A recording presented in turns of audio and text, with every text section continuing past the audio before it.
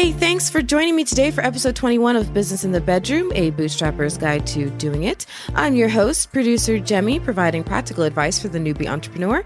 And today we're going to relive my top 20 tips for building your business in the bedroom.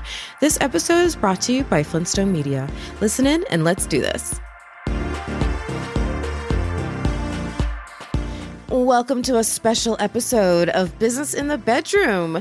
This show has now reached 21 episodes. That's right. This show is old enough to legally imbibe, y'all. Well, in celebration, we are taking a look at the best tips from the first 20 episodes.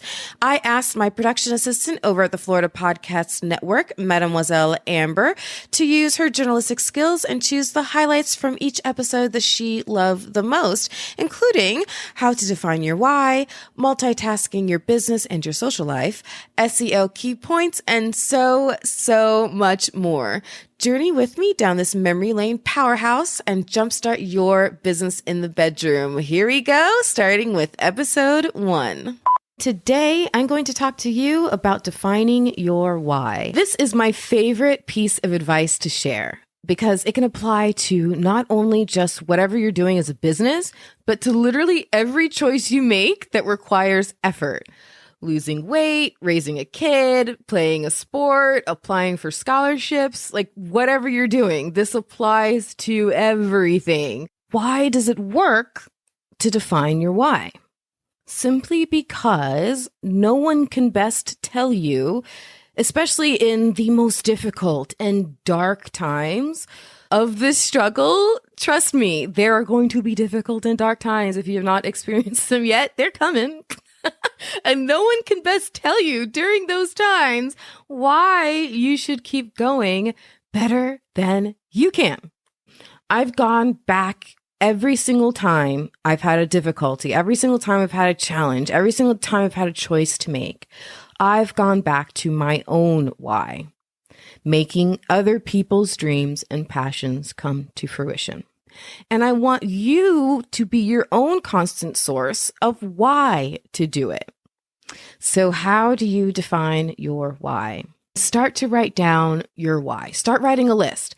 Pick a means that's super convenient and always with you, like your phone, use a notebook that, you carry around with you, whatever. Just make sure it's something super convenient and jot down every single reason for your why as it occurs to you in the moment that you're feeling it. From the most serious and deep to the most frivolous and ridiculous. Like even the ones that you would never admit in reality in person. Who cares? Just write it down. Like I said, this idea can apply to anything. And actually first came to me when I was starting a weight loss journey in 2010. I lost 70 pounds in a very healthy way. Don't get worried when I tell you how quickly I did it. It was very healthy, I promise. But I lost 70 pounds in 6 months. And I did it by keeping focused on my whys. And trust me, they ranged, okay? Everything from wanting to be able to live a long life and play with my grandchildren to wanting to fit again into a cute pair of jeans, y'all. Seriously. Who cares what the reasons are? When they come to you, when you're feeling them, write them down. And you need to be honest with yourself. And consider the list a living document. Just keep adding to it as the ideas come. It gets however long it gets. Because you never know which one of those whys that you're writing down is going to be the exact thing that you need in your most desperate moment at some point later. So when you are feeling at your weakest, you're most tired, you're most desperate, the most unsure of yourself, revisit that list and keep going. Hey, thanks for joining me today for episode 2. And today I'm going to talk to you about how you're your own worst naysayer. You're the worst. Not at what you do, but about how you talk to yourself. You are your own worst critic. And you are very, very guilty of getting in your own way, of subtly dismissing and devaluing our own knowledge and skills. I get it. I get that voice in your head, because I have her too. She sucks. We fear either the failure or we fear the success. Sometimes both. So what do we do about it? What do we do? Well, first off, acknowledge that it's happening to you, right? Admission is half the battle, or whatever that famous phrase is. Then acknowledge that it's happening not just to you. Okay? You're not alone. It's me too. It's any other person who's listening to this. Then acknowledge that you're doing it to your damn self. If it's something outside of your control, it is what it is. Press on. Do what you have to do. I'm talking about what you can control. That voice inside yourself that keeps you from sending out your book to that 19th publisher, or to a friend to get a fresh perspective, or that voice that keeps you from sending the proposal out to that 11th potential investor, or taking a hard look at the numbers again yourself and seeing where did you go wrong and maybe you can fix it, right? Don't get in your own way. Remember to go back to your why. That's why that was my first episode. Whatever ideas you have in your head right now, that's the long list of why not, take those ideas and cross them out. Write your list of whys, cross out all the ideas of why not, and just start. Hey, thanks for joining me today for episode 3. And today I'm going to talk to you about building a portfolio and how reputation matters. You know that expression that basically says that even if you're first asked to sweep the floors, you sweep those floors to the best of your ability and you take pride in it because you never know who's watching and you never know who will see it. That is a true statement. Opportunity can knock even years after you put effort into something that you didn't even think much of sometimes. So always think a lot of it, put effort.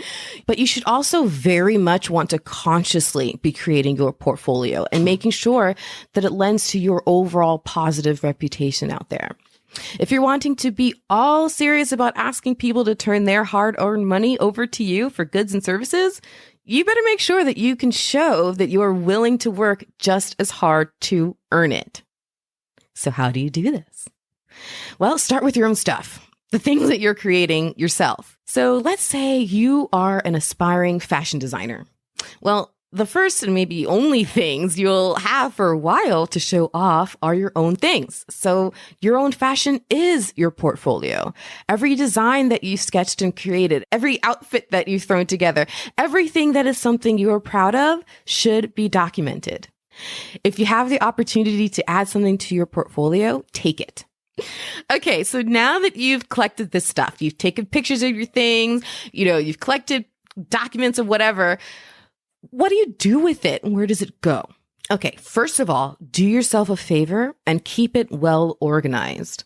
Then also be sure to back it up on an external hard drive, in the cloud system, a digital Dropbox, somewhere other than just your computer. Then put it out there.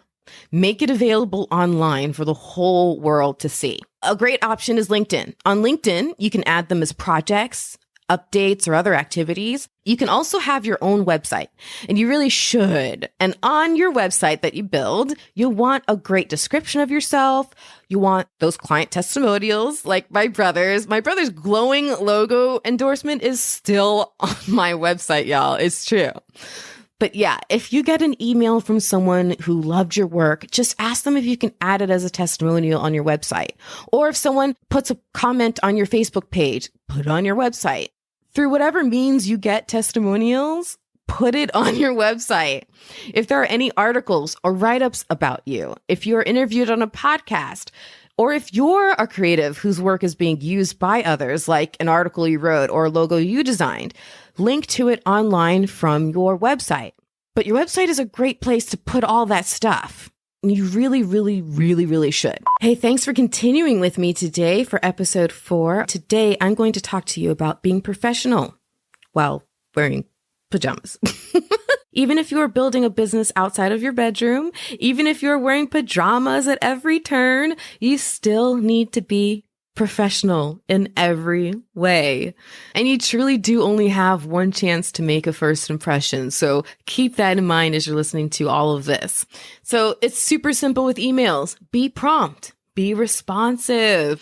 And then when you do respond, make sure that you use good grammar. Guys, please proofread before you hit send. This can be because of grammar, issues. It could also be because of spelling. It could be because you need to make sure that you are actually sending it to the correct person. All right, moving on from emails into documentation. What do I mean by that? Documentation is anything really that visually represents you. Okay, so that can be, first and foremost, your logo. You need to make sure that your logo looks really good and professional. So whether you do it yourself or you hire someone to do it, which are great ways to hire people for that kind of stuff, you need to make sure you have a good professional looking logo. It's the first thing a lot of people see. Also, depending on what you do, you may need to put either a media kit together or some sort of professional one sheet. So it's this sheet that essentially breaks down who you are, what you're about, what your services are about, and anything that represents you and your services in that way, anything that you're sending off to people and putting together needs to look professional. So already all of this can start to sound like a lot of work, right? It takes effort just to look good. It's true. But one way to cut down on that effort is to use templates. Trust me, your future self will thank you. I use templates for everything. Emails, proposals, pitch decks, like literally everything I have templates for. So many more of you out there now know the pain and indignity of a Zoom call fail. Okay. Watch out for the sound of springs when you're adjusting yourself on your bed because you're on a Zoom call. There's so many things that can go wrong, but here's how to keep some of those things from going wrong. Be on time. Okay. Just like you would for any in-person meeting, be on time. Have good lighting, dress well, and do your hair. You want to actually look good. You want to act like you're walking into a client's office. I don't want you seeing my pajama pants, okay? There can be a time for pajamas. Zoom calls is not one of them. Having a particular dedicated space can make a real difference in helping to maintain easy control over your environment, your background sound, your interruptions. Absorb all of these tips and learn from my lessons. Please. It is not only completely possible to still be a highly professional person when working from home, but it's really necessary. Thanks for joining me today for episode 5. And today I'm going to talk to you about jacking and jilling, also known as learning to do everything. So I talked in episodes 3 and 4 about how important it is to begin building and managing your online portfolio and reputation. But all of this takes work that you may not yet be able to afford to outsource. Luckily for you, we are in the prime age of online learning. Let's start with graphic design. So you're going to want to keep your eye out for opportunities for super cheap online learning. The one that I used back in the day, which is still going strong and adding new courses that I see popping up all the time, they send me emails, is Shaw Academy. Word and PowerPoint are two perfectly good pieces of software to use for basic graphic design stuff. Through practice and then through learning how to use certain tools like Canva, I ended up making the logo for this show. I hope you like it. Most of us are using social media anyway. So just maybe dig in a little more into how people specifically in your industry are using it, or in the industry that you're trying to break into are using it.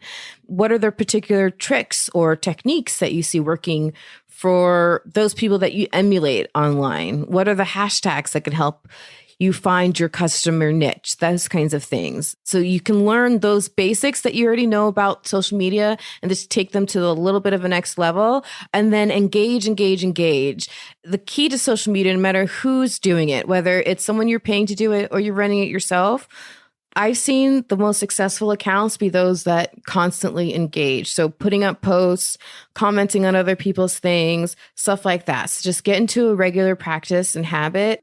And then the next thing I want to talk about is building and managing your website. So this is one of those things that I think everyone should learn the basics.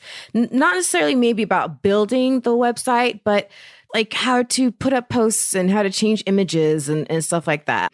And if you're building your own thing, your own brand, and if you're anything like me, you're very opinionated and particular about what you want to see represent your brand. Simple things you should learn to do on your own: updating site copy, okay? Changing the text on a page, changing out an image, swapping out an image. You should learn how to do that on your own. Adding in a news or a blog post. Sometimes you want it up right away so that you can then share it right away on your social media. And you don't have to wait a whole day for someone to get around to it because they have a million other things to do for other clients. So learning how to add a news or a blog post and make it still look good can be very helpful. So those are all the simple things that I would include under that umbrella. Thanks for joining me again today for episode 6. Today, I'm going to talk to you about the pain of having to say things like, I can't come hang. I have to update my website. Multitasking between work and your social life isn't always much of an option. Sometimes you just have to work. And now that you're a Jack or Jill of all trades who's learned how to handle everything to save money, well, now you're doing everything and you have no time. I know, I get it. For the first few years of Flintstone Media, I hardly ever saw the light of day. I mean, between raising a young son and raising a business, I was a busy girl. So I had no social life for a long time, and it was super tricky. Through that one-woman show phase of Flintstone Media, I was always trying to figure out how, beyond the singular focus of my main goal, what are the signs that too much of my life overall was being focused on that main goal? Did I have too much tunnel vision? And I often had this question because of the incredible amount of guilt that I felt at never seeing anybody.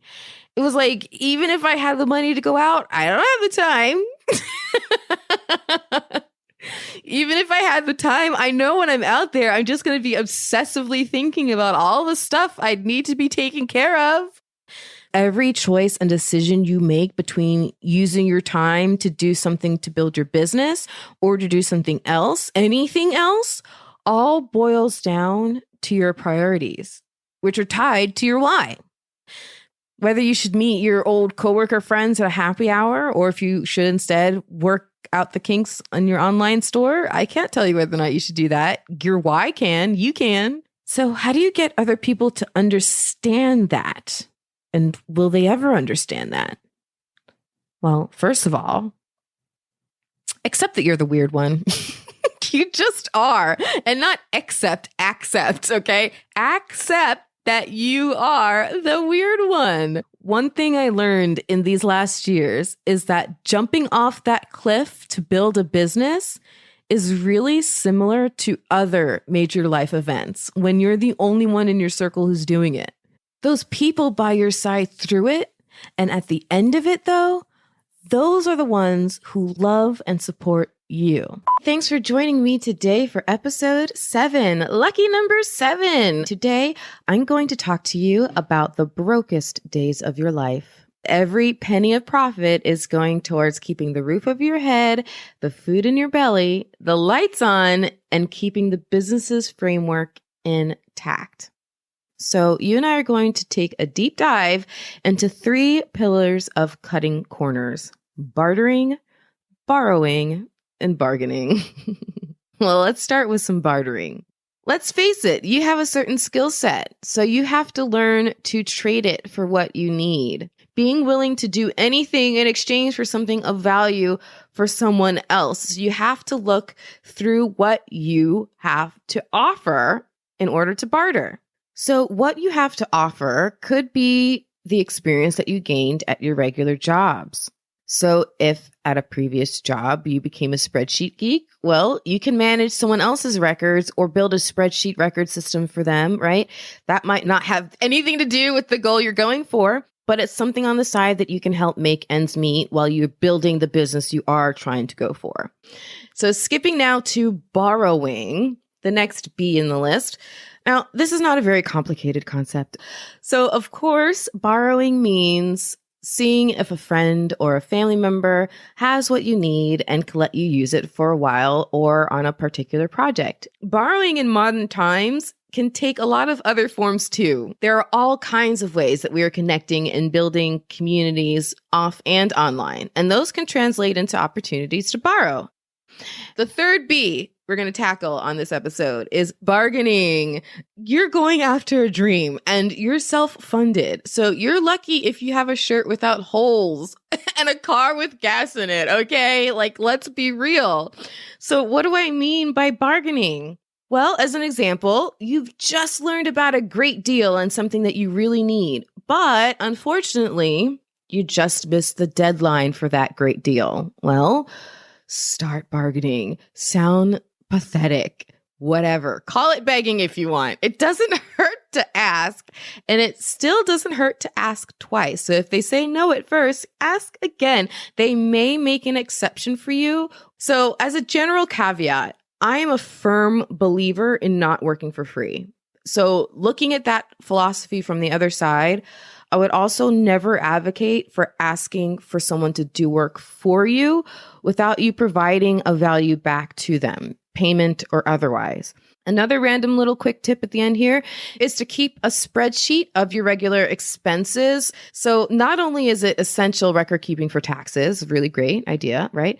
But it can also help you track where you're wasting money and can help trim some things off. Thanks for joining me today for episode 8. Today, I'm going to talk to you about self-care and success. Don't forget to regularly dedicate time in your own schedule for doing your own stuff. You better make time because there is a serious risk of burning out. Let's start with the physical risk of burning out, okay? It can be severe. There's that old adage that if you don't have your health, you don't have anything. And well, that's pretty damn true. You're going to start making mistakes. You're going to start doing things wrong. You're going to send the wrong email to the wrong person. It's going to be awful. It's so embarrassing. You're going to tarnish your reputation. Remember all that stuff we talked about? Reputation, building a portfolio, and all that good stuff. This is when you're pushing it the hardest to do all that. But remember, you don't want to shoot yourself in the foot by burning out. And don't feel guilty about making the changes that you need to take care of yourself. It might seem like an impossible suggestion, but it can be done. Set aside a block of a couple of hours of time to take an honest look at how you budget your time. I'm not saying to do this, daily, weekly, monthly, just do it today, one time, and maybe repeat it again every so often as necessary in the future. But take a couple of hours and take an honest look at how you budget your time, where most of it goes. Track it for maybe a week or two in a notebook if that helps, but really take a look at it. So then what does self-care actually look like? Now that you've taken an honest look at what you have on your plate and what you could possibly get rid of, and you're thinking, okay, now I can take care of myself. Where do I start? Okay. This is one of those things that should seem obvious, but let me lay it out there for you anyway and tell you what's worked for me. It's not only taking away those things that burden you, but it's also adding in those things that lighten you. So the answer will be different for everybody. So as simple and obvious as it may be, sleeping can really help bring you back to center, which is always a great place to start. And then all the other essences of your self-care can kind of spindle out from there. Hello, it is episode 9, and today I'm going to talk to you about how the key to sales is all about doing less talking and more listening. It's really about figuring out how to solve a potential client's pain point. So, what is a pain point? Well, at its simplest measure, a pain point is a problem waiting for a solution. More specifically, It's your potential client's problem waiting for your solution. You'll discover it by making sure that you listen to that potential client first. Because if you do so, they will reveal all that you need to hear in order to close that sale. But if you don't pause to listen first, you can end up going into a pitch all hot, like totally on fire, only to realize you've completely missed the mark. And the business that you're pitching to doesn't want you to treat them like a 7-year-old you're fast talking. Even if you don't intend to come off just like a slick oil salesman, you run that risk when talking to decision makers like that. Bottom line, listening closes sales, not talking. It wasn't until I started listening that I uncovered the truth.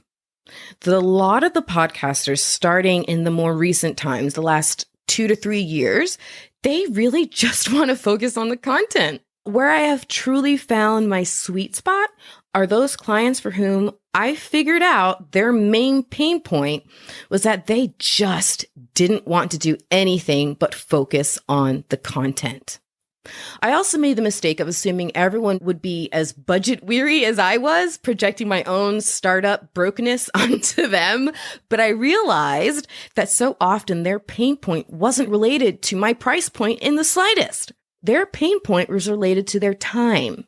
Once I realized that they were pretty much willing to pay whatever it takes to get all of those problems to go away, I was able to start speaking their language to meet them more appropriately where they were and to raise my fees as a result.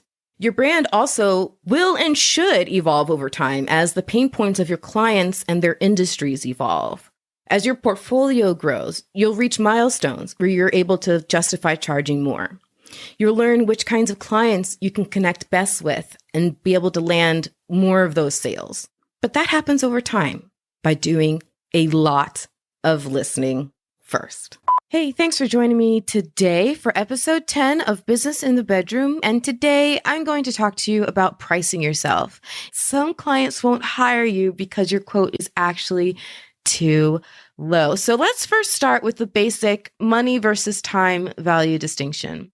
A client being budget conscious from a financial standpoint is much more self-explanatory and easy to understand. Pain points translate into value points. And the more of the potential client's pain points you can identify, the more you can increase how much they compensate you for all those value points.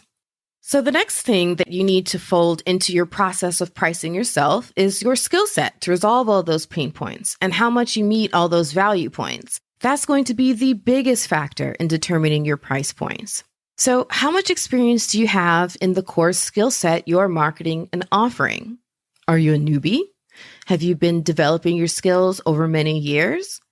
The deeper your experience and acumen in providing these services, the higher your price. The more scarce your skills are, the more you can charge for them. So how old is your industry? Are there a lot of people who know how to do what you do in it yet?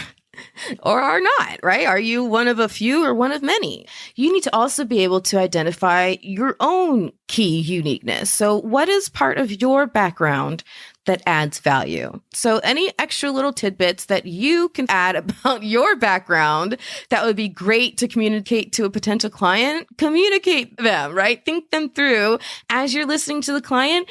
In the back of your mind, be thinking, oh, let me drop that little tidbit about myself, or let me mention that little thing about myself. I can relate to that, right? All those little details add value to you and not only help you close your sale, like in episode 9, but then also help you increase your price point. The bottom line here is just think about what makes you unique.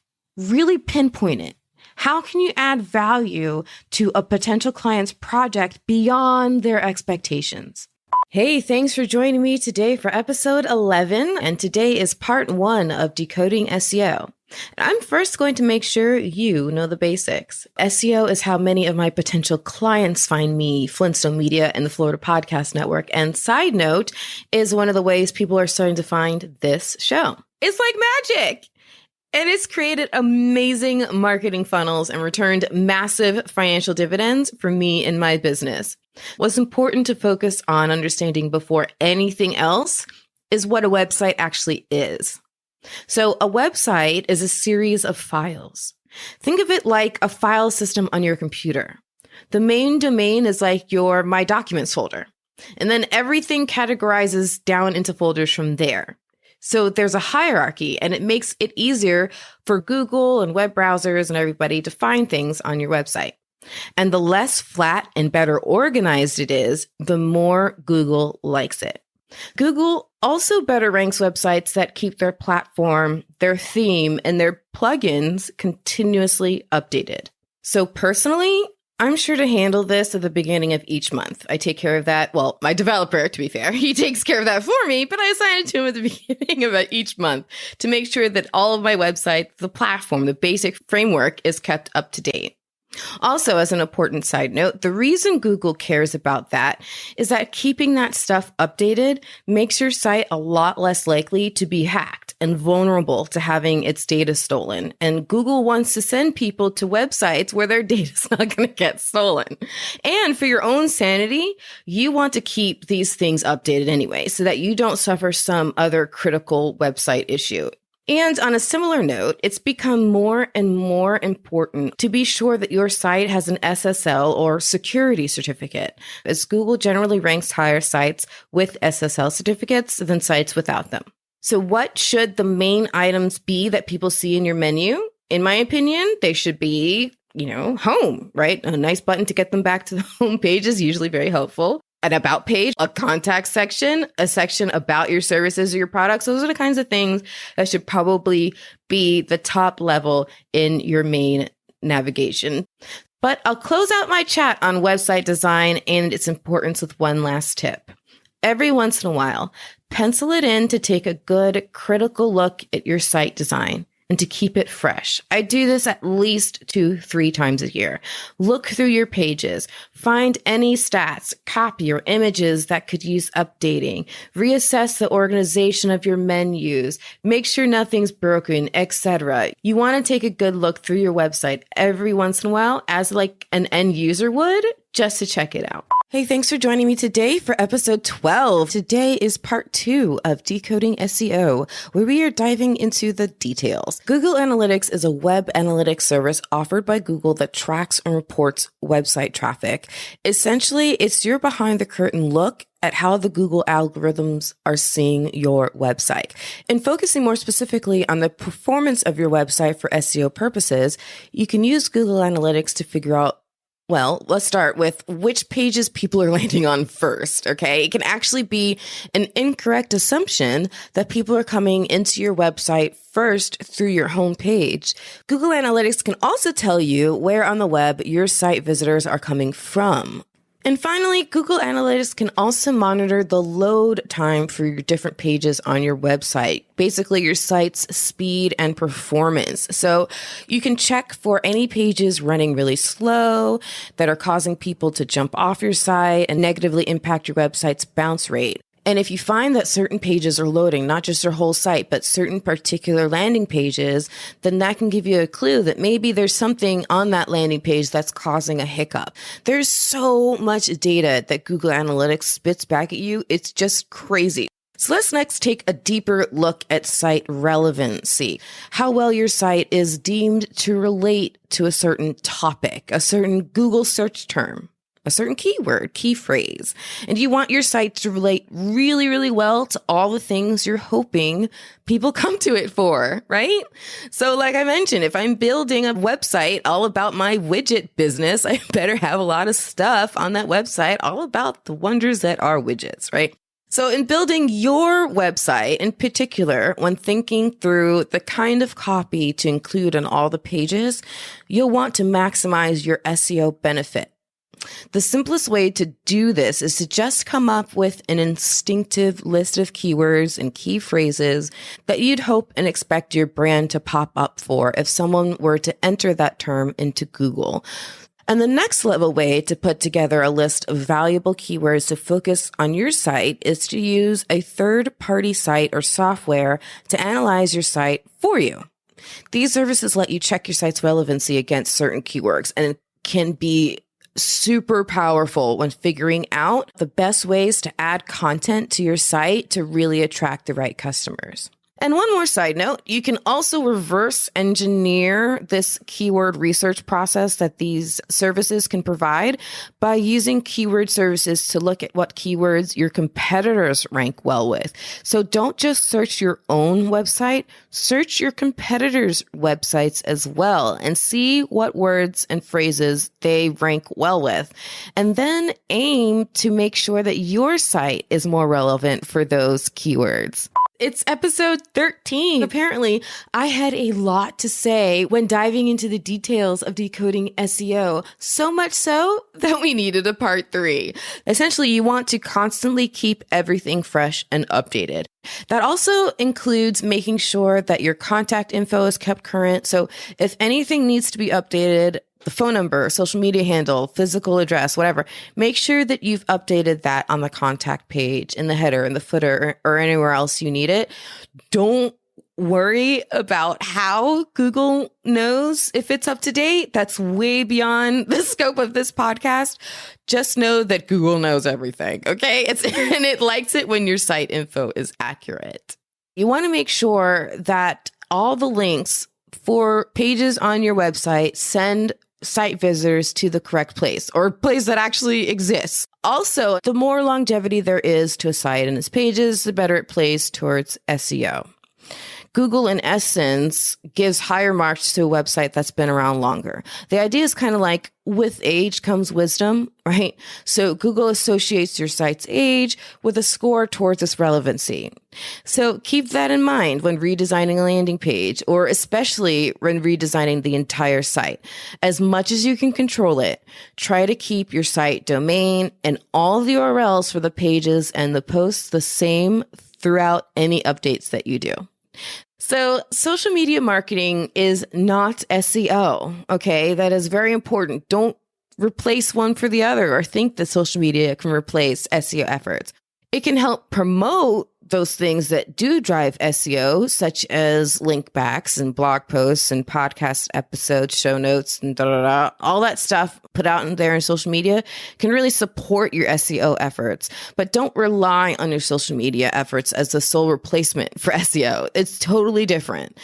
Also, another thing you don't want to do is to avoid fixing issues like broken links or slow loading times. I know you have a lot on your plate. You're doing a lot of things and you're wearing a lot of hats, but you do want to pay attention to these things and not let them linger too long.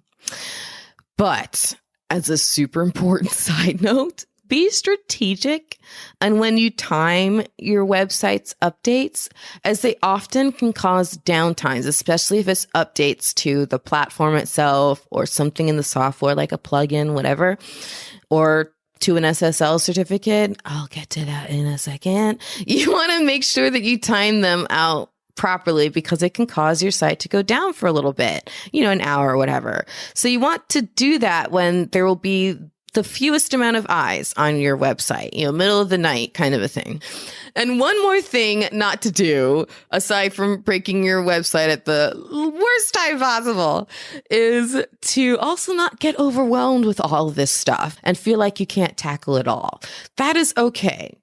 Okay, do what you reasonably have time to do and use your own time benefit analysis to figure out which items I've suggested in these episodes are the ones you should focus on first. Hey, thanks for joining me today for episode 14. And today I'm going to talk to you about getting that shit in writing. We're going to take a look now beyond the effort to attract new clients through SEO and our pricing and sales discussions on episodes 9 and 10 and talk about the very next thing you should do after you close that sale. Get that shit in writing. So, simply speaking, the more you get things on the record as you build your business, the better off you'll be. Now, I'm not a lawyer, but I did go to law school, which put the fear of God into me about having good contracts in place for everything. So, first up, agreements should be contracts. General rule of thumb, all agreements should be represented by a contract. This applies no matter what the relationship is with that person on the other end or that business on the end otherwise. I don't care if it's your own mama, okay? Put that shit in writing. I need to protect my business, and you need to protect yours too. In fact, on my to-do list for this week is to put a contract together and get my brother to sign on the dotted line. I don't care, because at the end of the day, a contract is actually likely to save your relationship with someone in your personal life by keeping the rules on the business side of things super crystal clear. Putting everything in writing, by doing that, you are giving them, the other person who wants to potentially hire you, the confidence that if they pay you, you will complete the work. So how do you go about getting things in writing? Well, the first and most obvious means is a contract. And as you'll hear at the end of this episode, I've decided to give you a really solid answer on that as a follow-up on the next episode. But essentially, you want the deliverables included in the proposal and or scope of work, the agreed pricing and deadlines, the consequences of breaking the contract, super important. And these have to be laid out for each party, by the way, right? In the contract, super crystal clear. But no matter what your business is, you need to at least on day one, have a solid NDA on hand for yourself. An NDA, or non-disclosure agreement, is necessary anytime you create a relationship where confidential business information, processes, practices, pricing, 3 Ps, all that stuff, needs to be shared with the other person. Hey, thanks for joining me today for episode 15 of Business in the Bedroom. And today I'm going to talk to you about what goes into a contract to CYA. Yep, once again, I'm talking about covering your ass. So what goes on the top of the contract? At least this is what I like, right? Please consult your own lawyer. So I like to add in the legal name, the tax ID, and the mailing address of both my business and the business entity I'm contracting with. If it's an individual, then instead of the business name, I put their legal name, social security number instead of their tax ID, and then their address, their mailing address, or what have you. And I've also asked them for their contact info so I can include that in the contract. So that's going to be their email address and their phone number. So then I include a brief statement of intent. Again, I just try to put the stuff that's super, like the basic stuff of the contract right then and there. This is what it is who's involved, and here's what we're intending to do. And then right underneath that, I add the term start and end dates, also super clear. So the parameters for ending the contract are also there. You know, how many days notice are required to be given, 30 days, 60 days, whatever. Any penalties, financial penalties, fines for, ending a contract early, that kind of thing. Does it auto renew? If so, for how long? When does that kick in? How do you stop it? Blah, blah, blah. Then next is the meat of the contract in terms of what is particular to the project that contract represents. What is the agreement that contract really represents? What is it about? And that's everything that was included in your proposal and or scope of work. You really should have all the key expectations laid out, essentially the performance of services and corresponding financial considerations of the project. So that is what you need to put in next. And then there's always got to be a section that is like typical, what we call boilerplate stuff. It's all the stuff that really should be in just about every contract that you put together for your business. And this is going to fluctuate a bit depending on what business you're doing and stuff, but you should have a good lawyer who can build you a contract with just some good boilerplate stuff. So some of that stuff is going to include like all that NDA stuff that we talked about on the last episode. So non-disclosure agreements, confidentiality statements, those things that really protect the integrity of your information and the security of your data.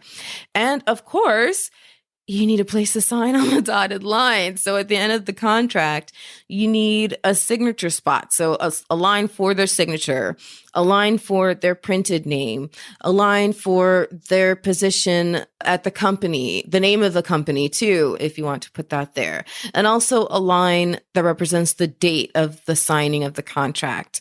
So you want lines like that, and you want for both yourself and a space for the other party. Hey, thanks for joining me today for episode 16. And today, I'm going to talk to you about something real and something raw. It's mental health and my business. Let's get into it. This has been such a roller coaster. I've never experienced quite a time like this where at the same time there's many amazing highs, there are equally amazing, for lack of a better word, lows.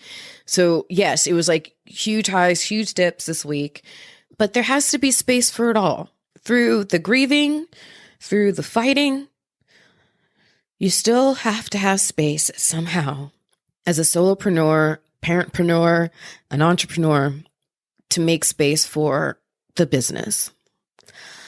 I still set aside a moment to definitely cry, let myself cry, you let yourself get it out, but then still setting aside a moment, a space, a time to tell yourself that this is a temporary commitment of energy in a moment. Then you commit your energy to your business for those 30 minutes, those 60 minutes. You move projects forward. You answer your emails. You get there for your team. You show up for the phone call that you needed to have with that client who relied on you for something. You do your best. You're still human. So if that means that some of these sacrifices, some of these things need to be sacrificed and pushed aside, then that is okay too. If that's the case, just be communicative. I did send, I think, 2 emails this week saying, I apologize for any delay, just dealing with some personal family issues, but I apologize to let them know. The last thing you want is for your clients to think that you're ignoring them. What is helpful is that the person feels heard and feels acknowledged. So you want to make sure that whatever you're going through, that you don't allow your clients and customers to have zero idea of what's going on and have it be something that's affecting their deadlines or whatever. So when I tell you that this was a really difficult week, it was, and it never let up. So I'm telling you all this because I want you to feel encouraged. We are not all the cover model that you see on the magazine. I mean, in Forbes, Entrepreneur Magazine, whatever, whoever's on the cover, their life behind that photo shoot, there's shitty moments too. I have had those shitty, sad moments all week. I'm sure you've had shitty, sad moments in your life. And building a business through it is challenging. But figuring out how to get help where you need it, how to offshoot some stuff when you need it, apologize and let clients know what's going on when appropriate. Those are the things you need to do to give yourself the space. And it's important that you do, because if you don't take care of your own mental health, your business will suffer. Your clients will suffer. Hey, thanks for joining me today for episode 17. And today I'm going to talk to you about laying the groundwork to build a team. In other words, systemizing to scale your success. That just means I couldn't come up with the title. I couldn't decide. Business can certainly have its ups and downs, and I couldn't have weathered the turbulence of the last few weeks so well if I didn't have such a great team in place. So I thought this was a good time as any to start chatting about this idea of when and how to grow yourself from a solopreneur to having a supportive team. The most important thing for you to nail down first is, the most important thing. What is it about your business that is the cornerstone of its uniqueness? Be sure to scale the spirit and the culture of your business alongside scaling its output of products or services. Okay. So that brings us to the next main point, identifying the piece of the puzzle you should keep under your umbrella to maintain that spirit in your business as you scale. You need to identify that key piece, if there is one, that you need to keep handling yourself because it truly can't be duplicated. For me, I know that the differentiator between my business and other podcast production houses is my onboarding process. It's always meant to keep that boutique feeling with personalized attention for my clients. And part of how I accomplish that is in the sense that my clients know that I, at the end of the day, am the one who's checking and QCing everything. I'm leading the team and the processes. I'm setting the tone. I'm making the decisions on divvying up and dividing up the work amongst my team. And that brings us to the third step in this process, getting the process flows in place to pass on the work. And that applies to both the process flows for your clients and the process flows for your internal business as well. It's going to help you end up writing the description for those roles. It's going to help in a lot of ways, but you just have to begin by laying the groundwork. So as you are continuing to build the business as a solopreneur, envision how the business will need to run when you are starting to build it into a team. So what are those client entry points? What is the service cycle? What are the exit points? Identify all that stuff. And then what are the parts of those processes that you as a business owner and leader can turn into that lather, rinse, repeat situation with a process that can eventually be taught and passed on to new team members. So you don't have to do all the things on all the stuff, on all the touch points all the time. Hey, thanks for joining me today for episode 18. And today I'm going to talk to you about networking's secret sauce. Let's first talk about networking's superpower, why it is so important and amazing, and you need to do it, okay? This is a concept I've often shared with my podcasting clients who are looking to increase their growth in some way, shape, or form. You need to find yourself some disciples for your brand, people who believe in your message and your mission as much as you do. And doing that, if you can set that up, that will in turn translate into some really great leads for yourself as well. Let's take a second to actually give a more of a concrete definition to the word networking, because networking can really mean so many different things. And it can mean any of these things to you that I'm about to list, or perhaps something that I'm not about to list that I didn't even think of that applies to you and your business. So networking can be attending conferences. It can be your social media engagement, one-on-one exploratory calls, like I was just mentioning before. It can be participating and joining up with meetup groups. It's the participation in sales calls. It's industry functions, alumni association functions, board meetings. I mean, it really can mean so many different things. Are you ready to hear the secret sauce of networking? Are you leaned in? Ready for this? The secret sauce to networking is setting a goal for yourself. That's it. It's that simple. It's not really that earth-shattering. It's really simple. No matter what form of networking you're about to do, setting a goal for yourself can really, really, really help you make the most of it. For example, I'm going to make sure I initiate a conversation with at least 5 different people. I'm going to pass my business card to 50 different people. The idea sounds so simple, and truthfully, it really, really is.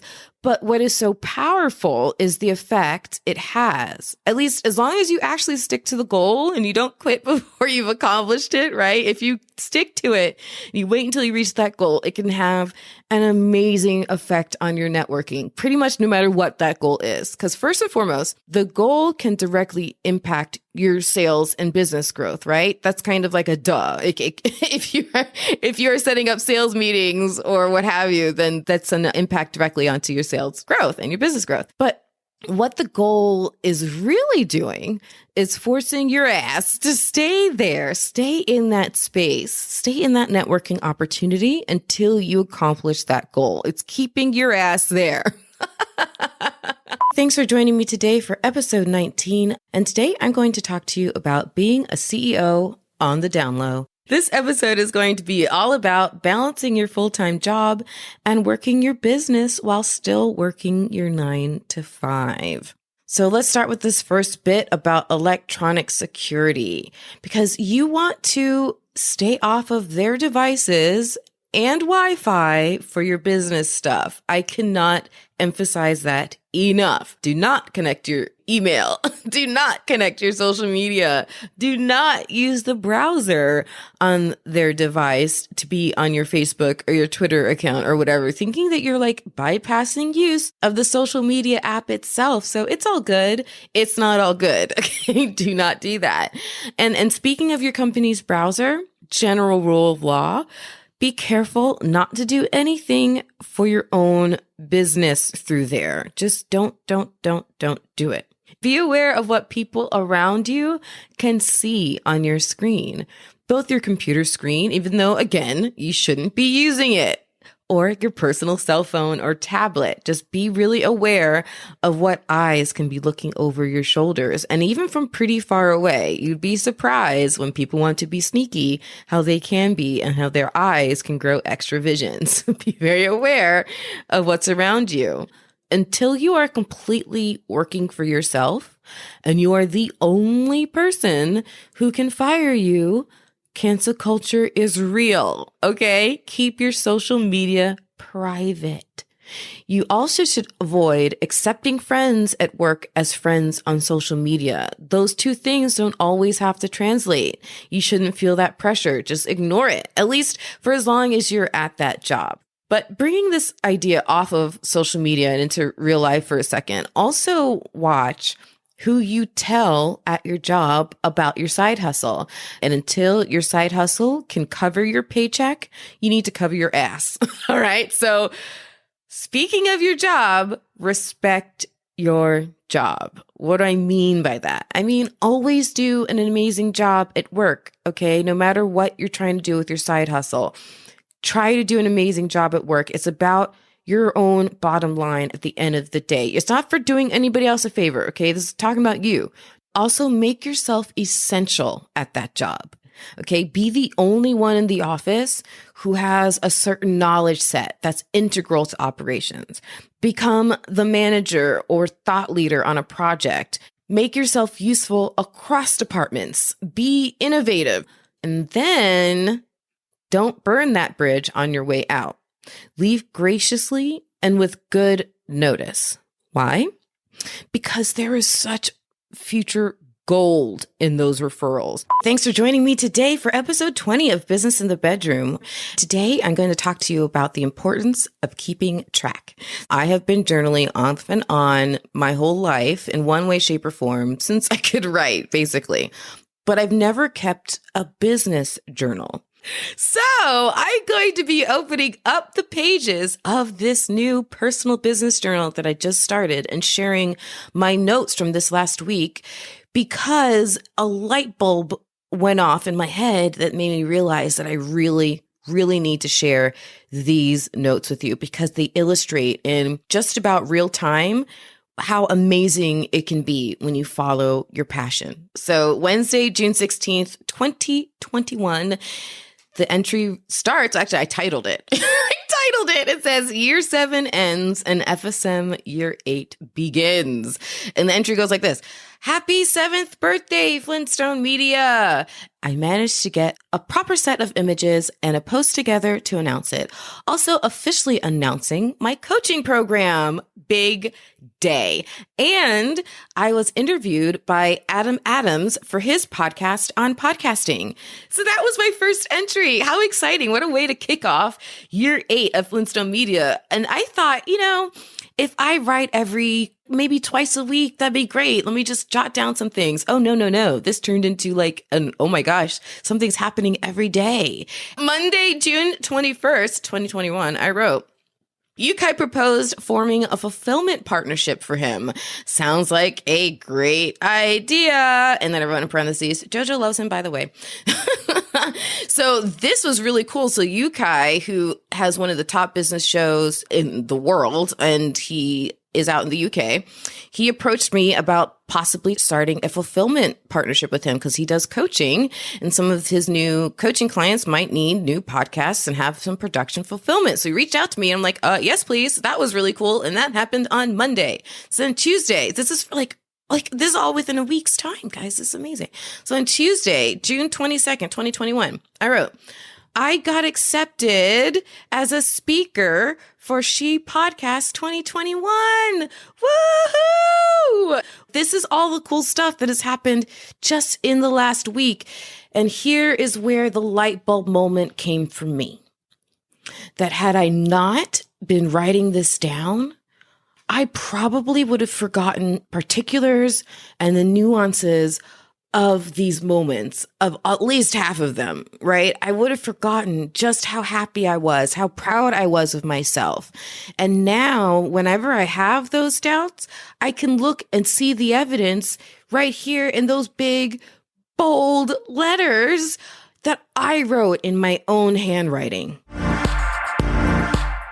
Thanks for tuning in. I'm assuming you're listening to this because you're either running a business in your bedroom or thinking about it. Well, I want to hear from you. I'm not getting enough messages, and I really would love to hear from you guys. I get great feedback from listeners on Clubhouse, but I'd also love to hear from you if you're not on Clubhouse. So to all my listeners, please go to bizinthebedroom.com, hit the big button and record a message. I really can't wait to hear from you, and I could even include your message right here in the show.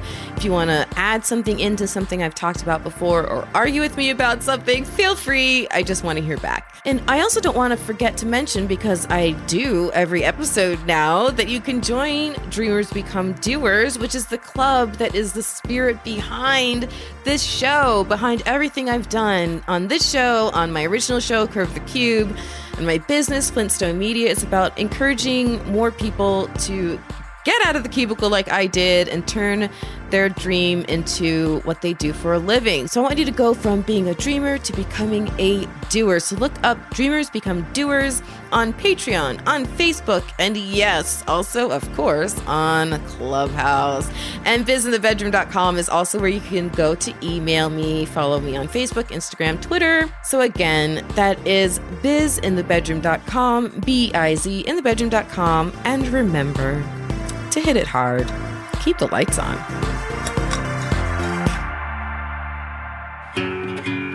Flintstone Media has been the digital messaging bedrock of several brands and businesses, serving as a highly resourceful podcast production house and consultancy firm for over 6 years.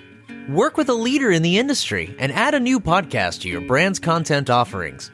From show development and setup through recording and distribution, Jemmy will lend her experience launching dozens of podcasts and producing over 1,000 episodes, making creating your show a simple and easy turnkey process for you. Visit flintstonemedia.com for podcast samples. That's flintstonemedia.com.